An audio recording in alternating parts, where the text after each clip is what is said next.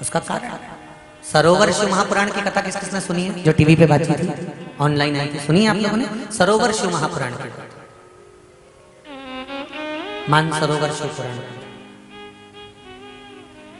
उसमें कहा था शंकर भगवान का जितना प्राचीन से प्राचीन मंदिर होगा, उस मंदिर के पास कोई तालाब, कोई बावड़ी, कोई कुआं, कोई हाथसी, कोई हैंडपंप, कोई खड्डा जरूर होगा, जिसका जल साधारण नहीं होगा, वो जल अमृत के तुल्य होगा। वो जल साधारण नहीं।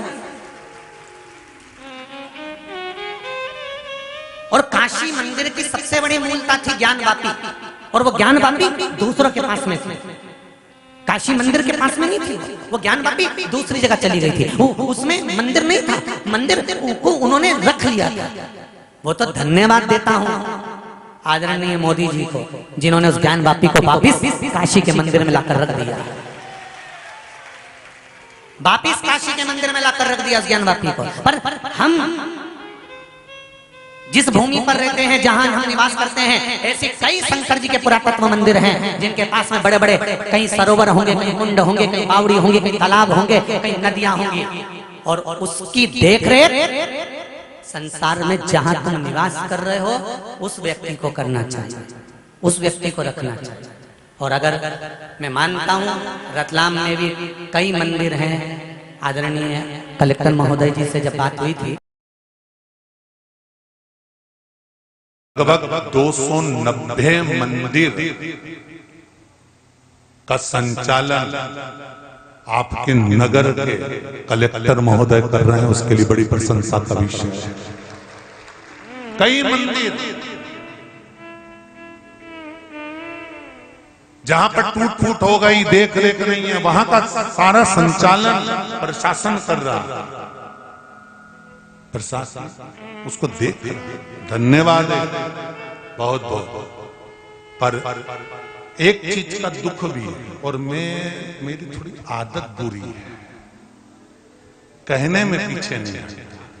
भले फिर बाद में तुम कोई भी टीका लगाओ, अच्छा का लगाओ चाहे बुरे का लगाओ। यहाँ एक शिव मंदिर है बड़ा विशाल, और उसके पास में एक कुंड तालाब बना है,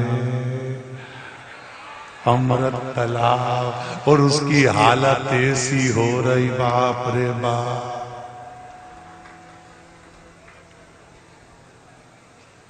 कौन सा शिव मंदिर है?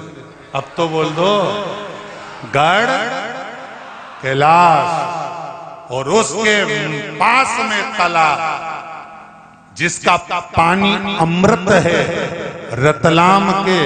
कितना सुंदर है महाराज, राधा रत्नाकर की कथा उठाकर देखना, जो राजस्थान जोधपुर के आकर रतलाम बसा था, और उसकी कथा उठाकर देखो, राजस्थान के किताबों में उसका वर्णन मिलेगा, जिसने आते से शिव मंदिर का निर्माण करा था, और उसके पास में तालाब का निर्माण करा था। वो तालाब ऐसा बनाया था कि राजस्थान में जब रोग उत्पन्न हो गया था, तो इस तालाब का जल बोतल में भर भर कर ले जाकर पिलाया था, और लोग ठीक हो गए थे।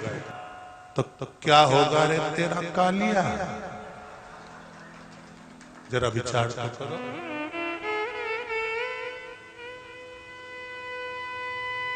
क्या विचार है तुम्हारा?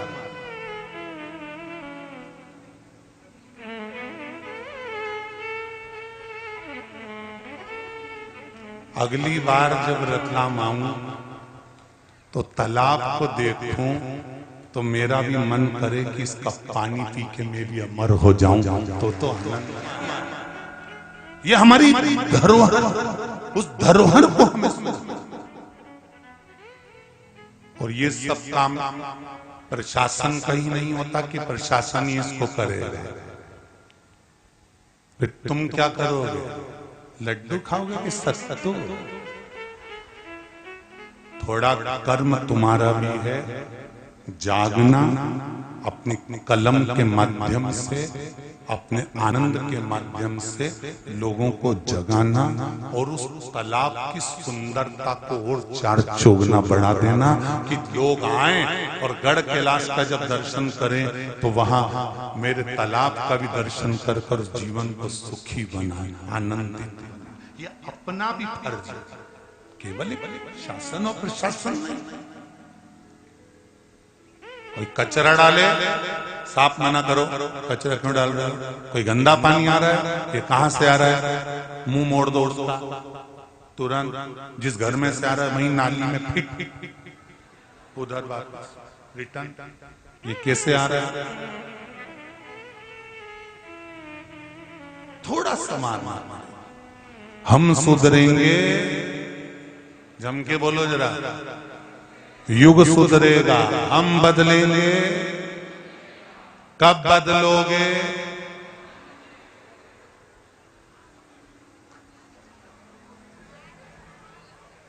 सांप तो नहीं है जो सूंघ गया। गलत काम अगर कोई कर रहा है तो ये तुमने कचरा गलत फेंका। तुम अगर शंकर जी का विसर्जन भी करने जाओ, फूल पत्ती भी विसर्जन करने जाओ, तो निवेदन बार बार कर रहे हैं, क्यों बेलपत्र विसर्जन करने जाते हो? उस बेलपत्र को सुखा के रखो, पाउडर बनाओ। फूल है, कोई सामान है, तो उसको नदियों में, पवित्र पवित्र नदियों में, छिपरा, गंगा नदी, जो पवित्र पवित्र नदियां हैं, तालाब हैं, सरोवर हैं, कुंड है, इनको साफ रखो, शुद्ध रखो, जिससे आने वाली पीढ़ी भी इसका प्रयोग कर सके। आज के पढ़े लिखे लड़कों को अगर तालाब का पानी दे दो, नहीं तो पिए नहीं, बिसलेरी तो कह दो हारे लहरी। इनके कौन पिलाएगा? कौन आचमन करेगा? कौन कुंड का पानी पिएगा? समझाओ, आने वाली पीढ़ी के लिए जरूरी है, बहुत जरूरी। महाराज फल दिया, शिव जी के सामने रख दिया, शंकर भगवान ने वो फल सम्मुख में शंकर के आ गया। अब वो फल साधारण नहीं हो सकता। फिर कथा में कहूंगा, जिस कपड़े को आप पहनते हो, नई साड़ी है, पहले ले जाकर भगवान को चढ़ा दो, पहनो, उसकी कीमत बढ़ जाएगी। कोई भोग है, प्रसाद बना है, भगवान को भोग लगाओ, पाओ, उसकी कीमत बढ़ जाएगी। सब्जी भगवान को दो, उसके बाद पाइए, उसकी कीमत बढ़ जाएगी, उसका आनंद बढ़ जाएगा, उसका स्वाद बढ़ जाएगा। अब भगवान को कहो तो, देव तो,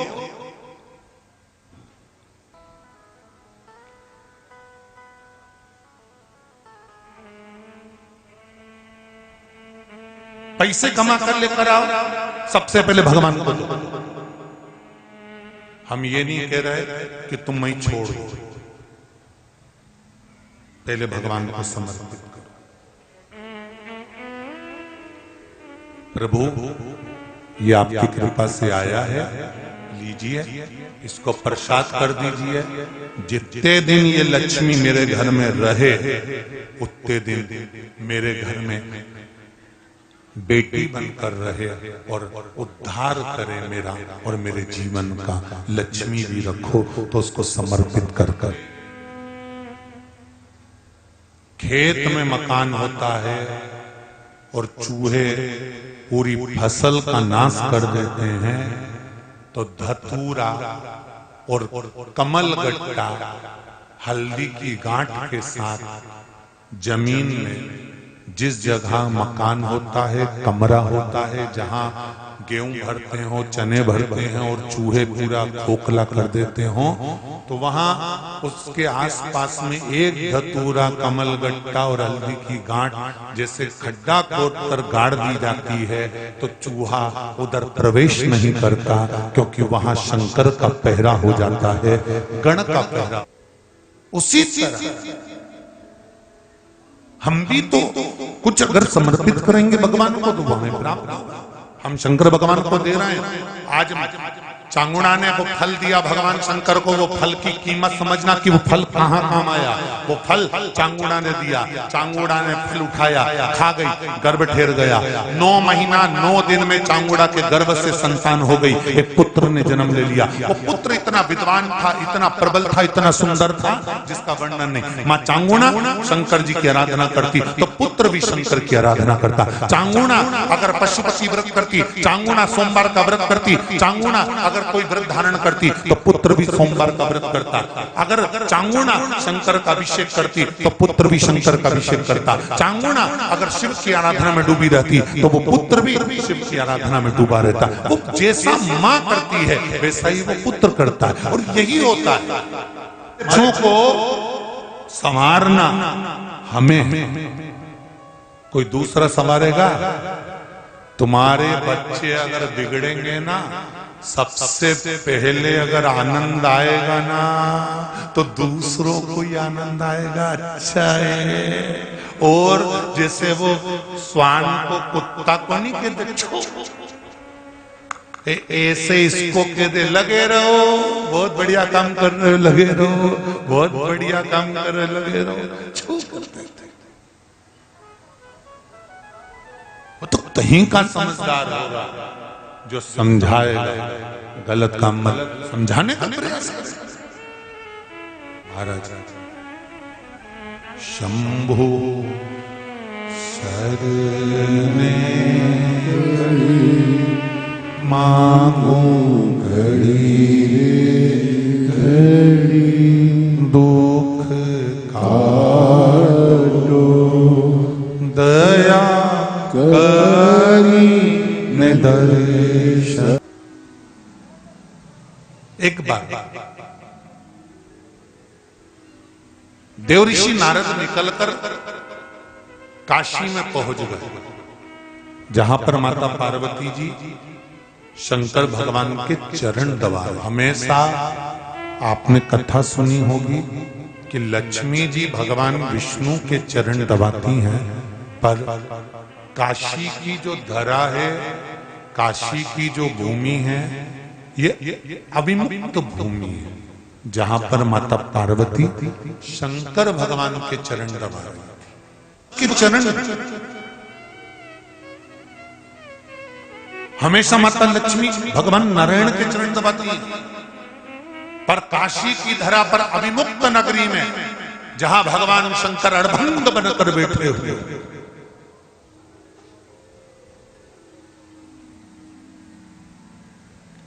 वहां माता पार्वती जी शिव के चरण दबा रहे।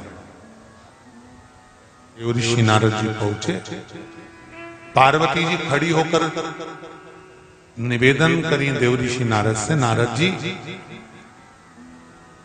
शंकर भगवान के सबसे बड़े भक्त का नाम बताओ, जो शिव की आराधना में दिन रात डूबा रहता हो, उसका नाम बता। पार्वती जी को लगा कि देवऋषि नारद मेरा ही नाम लेंगे, क्योंकि मैं ही दिन भर सेवा करती हूँ शिव जी की।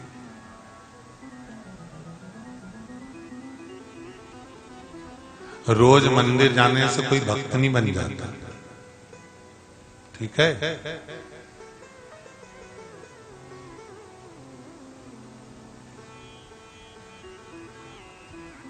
और रोज कोई ये सोचे कि मैं भक्त की गिनती में आ गया, सबसे बड़ा भक्त मैं ही हूं, मैं ही रोज मंदिर जाता हूं, मैं ही देवालय जाता हूं, मैं ही पूजन करता हूं, मैं ही अर्चना करता हूं, मैं ही मंदिर की देखरेख करता हूं, मैंने सब संभाल रखा है, अगर मैं नहीं होता तो कुछ नहीं होता। तो जो ऐसा सोचे ना, उससे निवेदन है आधे घंटे मरी जाए तो भी मंदिर का काम होगा, और तो नहीं होगा, बोलो तो भी जीतियो।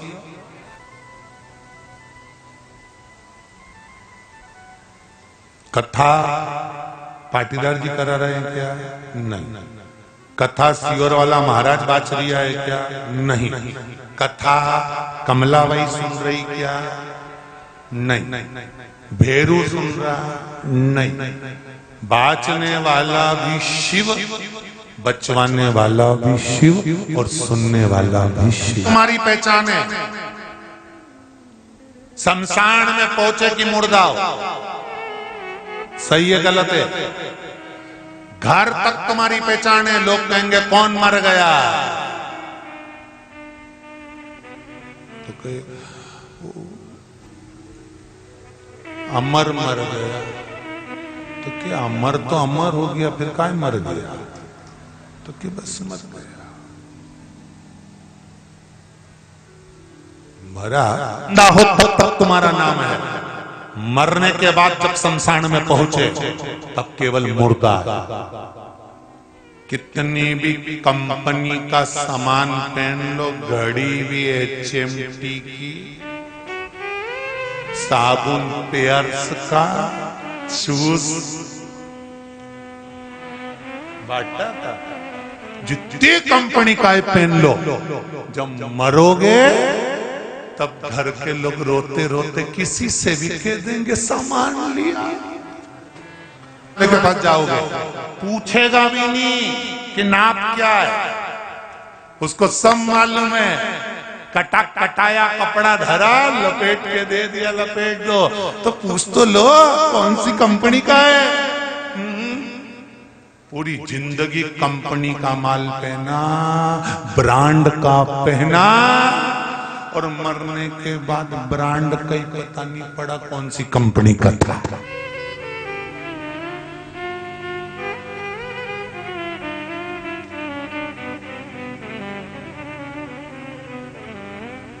वो एक बार परम पूज्य क्रांतिकारी संत, राष्ट्रीय संत श्री तरुण सागर जी महाराज जी से किसी ने पूछ लिया था, आपका एड्रेस क्या है, आप कहाँ रहते हो? तो उन्होंने कहा था हमारी ड्रेस ही नहीं है तो एड्रेस कहाँ से आएगा, यहाँ तो ड्रेस ही नहीं है तो एड्रेस कहाँ से आएगा। संत का कोई एड्रेस नहीं, शिव भक्त का कोई एड्रेस नहीं। घर से चले थे तब कमला विमला भेरू राम किशन हरि किशन थे, पर कथा में पहुंच गए तो केवल एक रह गए, क्या? शंभू शंकर शिव, इसके सिवा कुछ नहीं।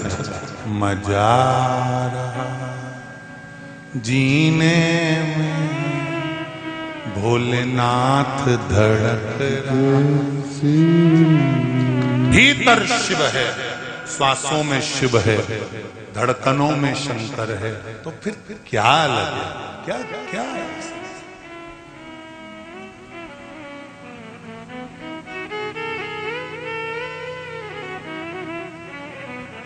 महाराज बेटे को ज्ञान दिया, चांगुड़ा बड़ा प्रबल ज्ञान दिया, और यहाँ पार्वती जी ने पूछ लिया देव ऋषि नारद से कि शंकर जी का सबसे बड़ा भगत कौन? शंकर भगवान का सबसे बड़ा भगत कौन? तो देव ऋषि नारद श्रीमन नारायण। माता जी बुरा तो नहीं मानोगी, चाहे तो अच्छे अच्छे का मुंह भगोना हो जाता है, सत्य ही तो सहन नहीं होता। व्यक्ति से कह दो मर जाएगा, इतनी किया नहीं, वो सत्य कहा, मृत्यु सत्य है, आया है सो जाएगा। राजा रंक फकीर, कोई सिंहासन पर चढ़कर गया, कोई गया बंद रंजित, आया है जाना है।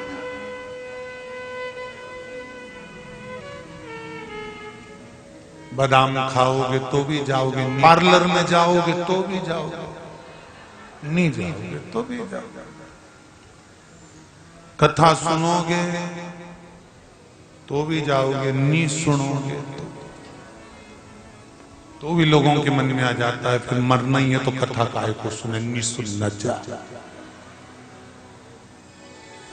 पर एक अंतर है कथा सुन के मरने वालों का और कथा नहीं सुन के मरने वालों का। एक अंतर है, बिल्ली अपने मुंह से अपने बच्चे को पकड़ती है, साथ घर लेकर जाती है, बच्चा मरता है क्या? नहीं।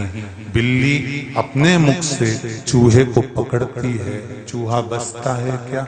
नहीं। उसी तरह कथा सुनकर मरना और कथा नहीं सुनकर मरना, दोनों में अंतर है। कथा सुनकर मर गए तो बिल्ली के बच्चे जैसे बेकुंठ चले जाओगे, और अगर कथा नहीं सुनी और मर गए तो चूहे जैसे मसले जाओगे। मरना तो निश्चित बिल्कुल पक्का है,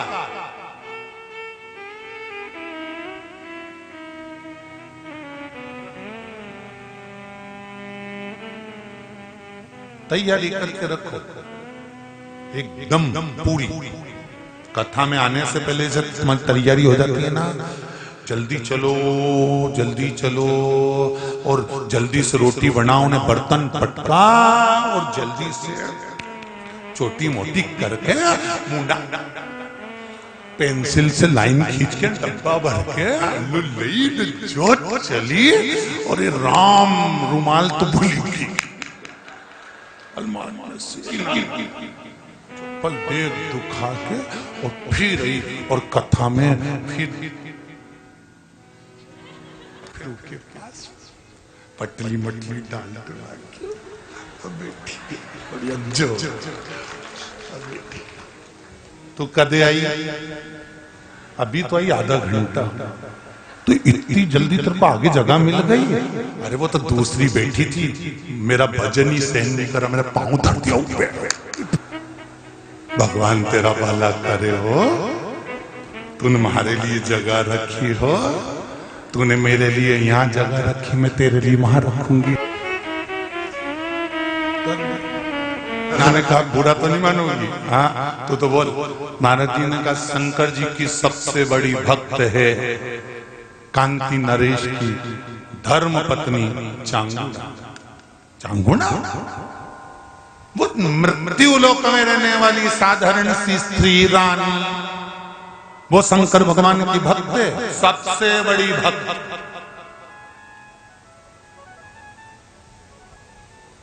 सबसे बड़ी भक्त है वो।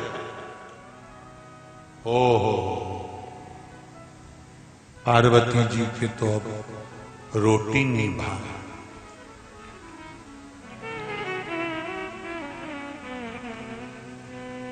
जब किसी की सुन लो ना, अरे उनके यहां तो इतनी शंकर भगवान की पूजन हो, तो फिर मन करे देखें तो सही आखिर है क्या। शिव महापुराण की कथा कहती है महाराज, उम्र भले कम हो पर भक्ति प्रबल हो। शिलाद की धर्म पत्नी से संतान नहीं थी, पर शिलाद के मन को खलता नहीं था, पर परिवार के लोग कहते थे कि कोई तो एक पुत्र हो जाए जो तार दे। तब भगवान शिव ने आकर एक वर दिया, चिंता मत करो, एक दिन जब तुम भजन करने के लिए कहीं जा रहे होगे, पृथ्वी को खोदोगे, उसमें से एक बालक निकलेगा, वही बालक तुम्हारा पुत्र कहलाएगा। निकला बालक, उसका नाम नंदीश्वर रखा। क्या नाम रखा है? नंदी। वो नंदीश्वर। पर पिता इतने विचित्र थे। अरे दुनिया के लोग कहते हैं शंकर जी के मंदिर में नंदी क्यों होना चाहिए? दुनिया के लोग कहते हैं आखिर नंदी ने ऐसा कौन सा पुण्य करा कि भगवान शंकर के दरवाजे पर नंदी सदा के लिए विराजमान हो गया?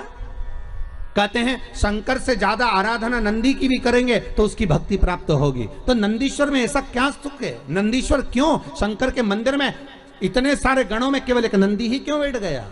क्यों नंदी का होना क्यों जरूरी है शंकर मंदिर में? बिना नंदी के शिव पूजा क्यों नहीं जाती है?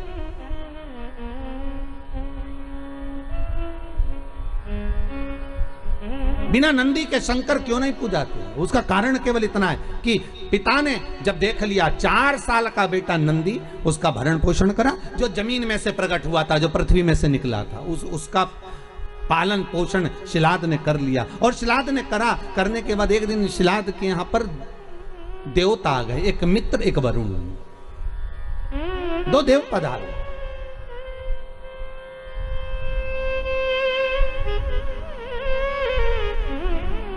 दो देव, मित्र और वरुण दोनों पधारे। और जब दोनों देव जब आए, दोनों की सेवा में, आज शिलाद ने एक काम करा, अपने छोटे से पुत्र को लगा दिया कि इनकी सेवा करनी। जाओ, मेरा आपसे भी निवेदन है, बहुत भाव से कहूंगा, आपके घर में कभी साधु आए, सन्यासी आए, तपस्वी आए, संत आए, साधक आए, उपासक आए, तो मेरा निवेदन रहेगा कि आपके घर के पुत्रों को, किसको? आपके घर के पुत्रों को आपके घर के पोतों को, आपके घर के बच्चों को सबसे पहले सेवा में लगाइए और कहिए कि जाओ जरा सेवा करिए।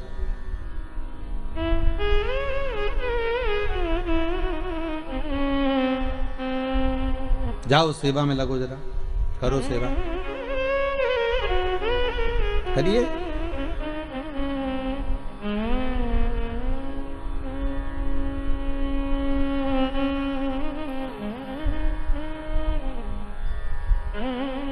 आज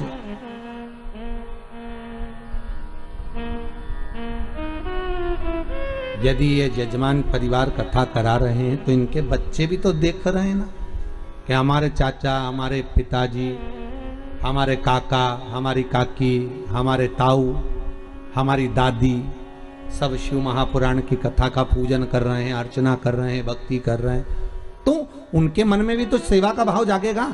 वो भी तो मन में जागृत करेंगे कि हमें भी सेवा करना चाहिए, हमारा भी सेवा का भाव उत्पन्न होता है कि हम भी भगवत स्मरण करें।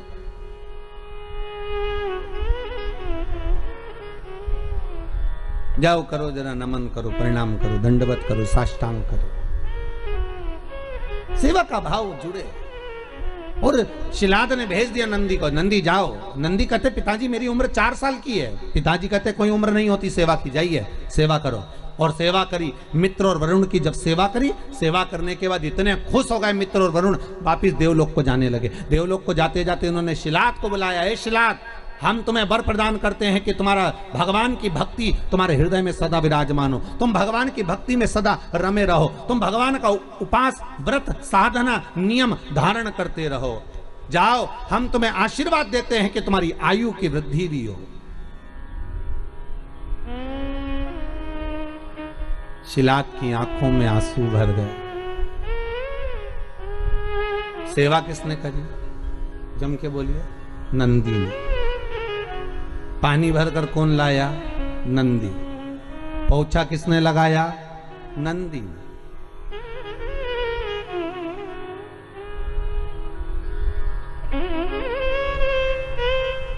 पोछा कौन लगाया? नंदी।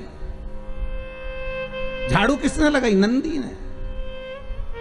झूठे बर्तन किसने उठाए? नंदी ने। सेवा कौन कर रहा है? नंदी। और आशीर्वाद किसको मिल रहा है? नंदी के पिता को, शिलाद को। शिलाद की आंख में से आंसू बह गए। हाथ जोड़कर वरुण जी और मित्र कहा, प्रभु कृपा करिए, ये बताओ आप सारा आशीर्वाद मुझे दे रहे हो और सेवा नंदी ने करी है, आप उससे कोई आशीर्वाद नहीं दोगे?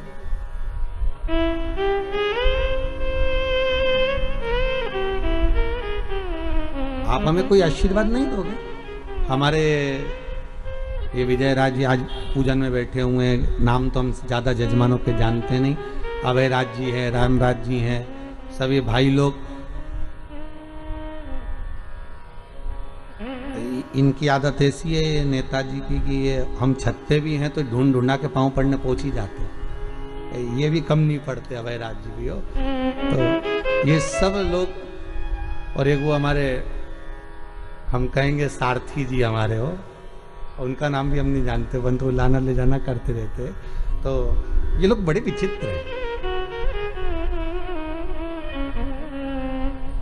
आज अभय राज जी कह रहे थे, गुरुजी ऐसा आशीर्वाद दे के जाना कि ऐसी कथा होती रहे, 1-2 साल में ऐसी कथाओं का स्मरण होता रहे, ऐसा वर दीजिएगा। हम मन में सोच रहे थे कि इतनी सेवा कर रहे हो, आगे बढ़ बढ़ कर कहीं सफाई करना, कहीं जूठे बर्तन उठाना, कहीं कुछ करना। भले मुंबई में आप रहते होंगे, नौकर आपके बहुत काम करते होंगे, पर यहाँ आप सेवा में लगे हो शंकर की, तो ये विश्वास है कि आशीर्वाद हम क्या देंगे, आशीर्वाद तो हमारा शंभू देगा कि वो कृपा कर ही देगा। हम क्या वर देंगे? हम किसी को आशीर्वाद वगैरह नहीं देते हो। हमारा तो काम है कथा करना, कथा से नीचे उतरे आप जैसे हो गए हैं। और हम फिर कहते हैं हमसे ज्यादा विश्वास हमारे बाबा पर करना, शंभू पर करना, शंकर पर करना। जितना सीहोर वाला गुरुजी तुम्हारा साथ नहीं देगा, उतना शंकर साथ देगा। सीहोर वाले तो आपके जैसे ही हैं, मनुष्य हम भी हैं और मानव आप भी हैं। हम भले हम पर विश्वास मत करना, पर मेरे शंकर पर विश्वास करना, जो त्रिलोकी का नाथ है, त्रिकालदर्शी है, कोई साधारण नहीं है वो। उस पर भरोसा रखना।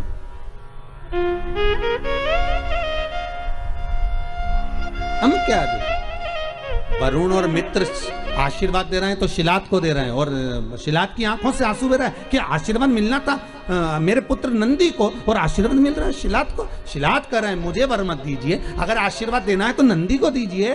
तो वरुण चुप हो गए, और वरुण जैसे ही चुप हुए तो शिलात को लगा कि बात क्या है, आखिर ये आशीर्वाद क्यों नहीं दे रहे, कारण क्या हो गया कि आशीर्वाद नहीं मिल रहा है, और पुत्र को नहीं मिल रहा, हमको तो मिल रहा पर बेटे को क्यों नहीं दे रहे, आखिर कारण क्या है।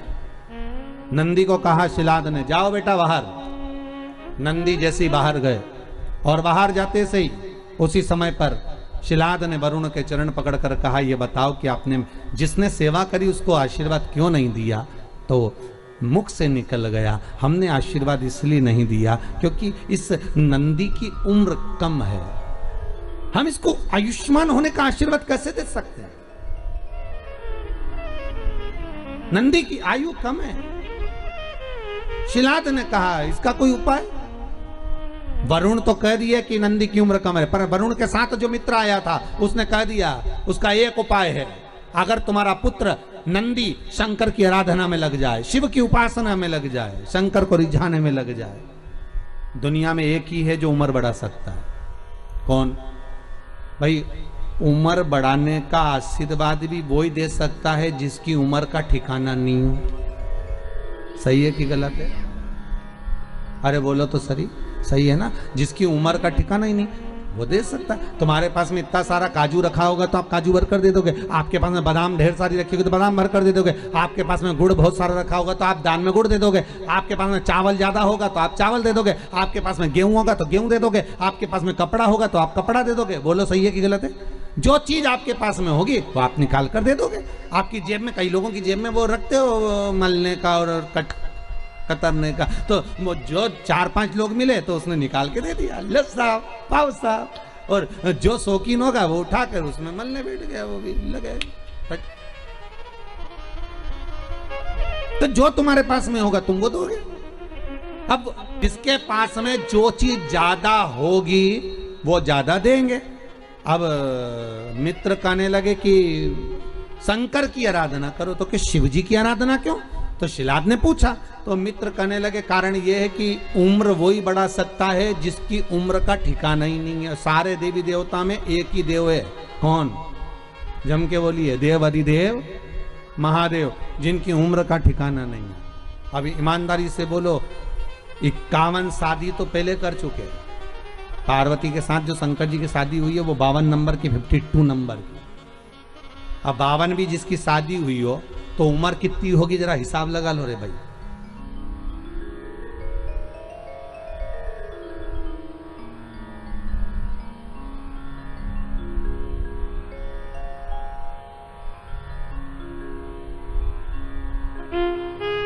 जैसे लाइट आई आप लोगों ने हाथ जोड़कर क्या मांगा, हमारी भी इतनी करा देना कि नहीं।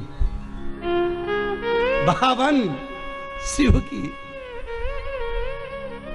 जब पार्वती जी के साथ में 52 हो रही थी शिव जी की, तो माता पार्वती जी की मां मीनावती ने समझाया था कि शिव तो ठहरे कैलाशी, हरि घोरा पछताओगी, और बूढ़े जोगी के संग में तुम कैसे रह पाओगी। ये बूढ़े जोगी। तो पार्वती जी बोली, मैया एक बात बताओ, आपने कहा शंकर बूढ़े तो इनकी उम्र बता दो, और आपके यहाँ भी मैं निवेदन करूंगा पूरे पांडे तारा में कोई ऐसा हो जो शंकर जी की उम्र बता दे तो जरूर बता देना भैया।